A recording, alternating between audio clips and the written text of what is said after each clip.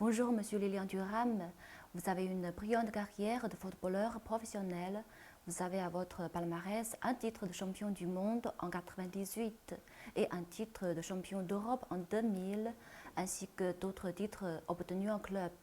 Tout d'abord, pourriez-vous nous expliquer un peu les objectifs principaux de votre visite en Chine? J'ai été invité parce que c'est la semaine de la francophonie.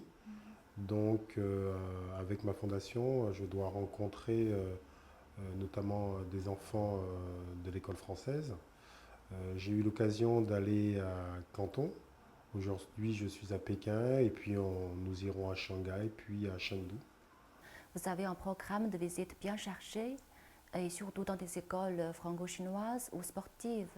En fait, en Chine, les écoles accordent aussi une grande importance à l'éducation sportive.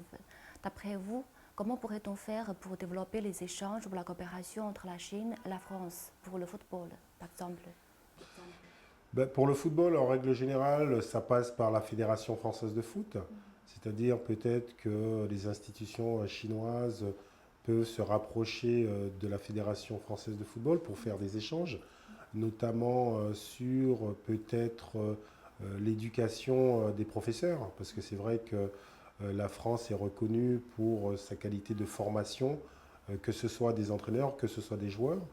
On voit que les joueurs français excellent un peu partout dans les championnats du monde. Donc ça veut dire qu'il y a une école quand même française assez reconnue.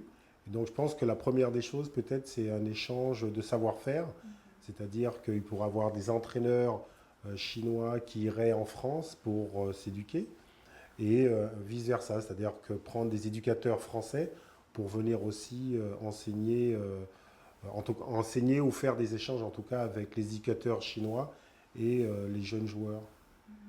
Vous étiez le meilleur défenseur du monde. D'après vous, est-ce qu'il y a des points communs entre l'esprit de la francophonie et celui du football? Ben, tout d'abord, moi je pense que le football est une métaphore de la vie. Donc ça veut dire que tout ce qui se passe dans nos sociétés peut être rapproché au football. Lorsqu'on essaie de rapprocher la francophonie et le football, c'est peut-être respecter chaque individu, qui serait les joueurs de foot. Dans la francophonie, ce serait chaque pays, c'est-à-dire que chaque pays peut être porteur d'un vrai message. Après, pour faire groupe, il faut être à l'écoute. À l'écoute, c'est très important et c'est très important qu'il y ait une langue qui permette justement de faire des liens entre les personnes, de faire des liens entre pays. Et je trouve que la francophonie, c'est quelque chose d'extraordinaire. C'est-à-dire que vous pouvez aller dans beaucoup de pays, par exemple dans 84 pays qui forment la francophonie, et bien vous êtes déjà en lien avec ces gens-là parce que vous avez cette capacité d'échanger, donc par la parole, de vous écouter. Et aussi, ce qui est très intéressant, lorsqu'il y a l'écoute, il y a la possibilité de comprendre, et ben, on peut pacifier les choses. Parce qu'en règle générale, vous savez, lorsque vous êtes en face de quelqu'un que vous ne comprenez pas, parfois il peut y avoir des malentendus. Donc voilà pourquoi je pense que la francophonie, comme le football, c'est avant tout créer des liens pour avoir des objectifs en commun. Voici, le FC Barcelone a battu le Paris Saint-Germain 6-1. Donc, c'est du jamais vu dans l'histoire de la Ligue des Champions. Comme le Barça est votre ancien club et le PSG est un des clubs les plus forts en France, je voudrais vraiment savoir quels étaient vos sentiments en regardant ce match. Tout d'abord, j'ai eu la chance de voir le premier match lorsque Paris Saint-Germain a gagné 4-0. J'étais au stade, c'était assez incroyable parce que le Paris Saint-Germain a vraiment très très très bien joué. J'étais un peu triste, pour dire la vérité, parce que j'aime beaucoup le foot, mais j'aime bien quand la confrontation est sur un plan presque d'égalité. Je pense que c'est beaucoup plus jouissif pour les supporters. Le deuxième match, je dois avouer que je n'ai pas compris. Tout au début, l'équipe du Paris Saint-Germain a joué très défensif et je n'ai pas compris pourquoi, le choix de cette stratégie faite par l'entraîneur. Et c'est vrai qu'à la fin du match, c'était assez incroyable parce qu'on se dit comment une équipe qui a gagné 4-0 peut perdre 6-1. J'aime beaucoup Barcelone, j'aime beaucoup Paris, mais je trouve que ouais, c'est difficilement acceptable qu'une équipe perde 6-1. Voilà, donc c'est assez incroyable comme sentiment. Voilà.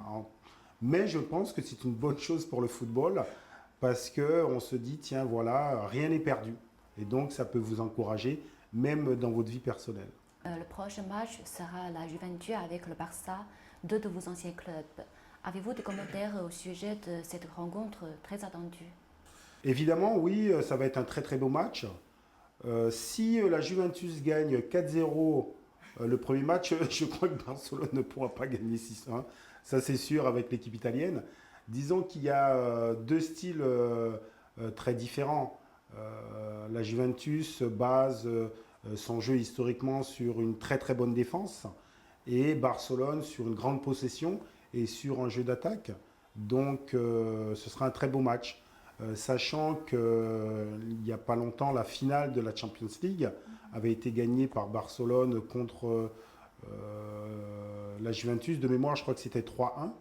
Et donc, ce sera sûrement une volonté de revanche qu'il y aura du côté de la Juventus de Turin. Non, j'ai pas de favori. Vous savez, dans le football, beaucoup de choses peuvent arriver. Donc, non, j'ai pas de favori. Mais vous savez, en règle générale, très souvent, ce sont les mêmes équipes qui gagnent.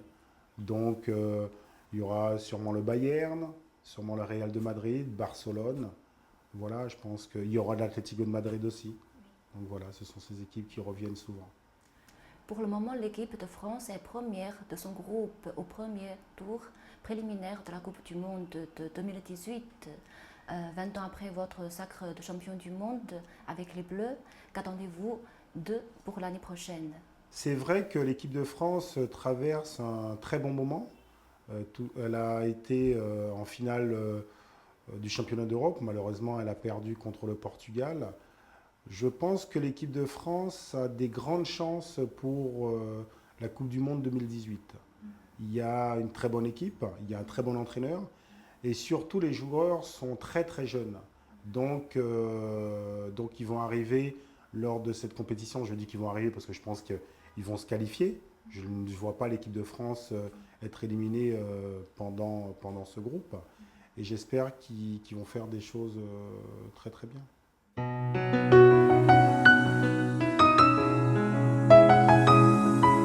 Washi, Lilian Thuram. Non mais je vous remercie.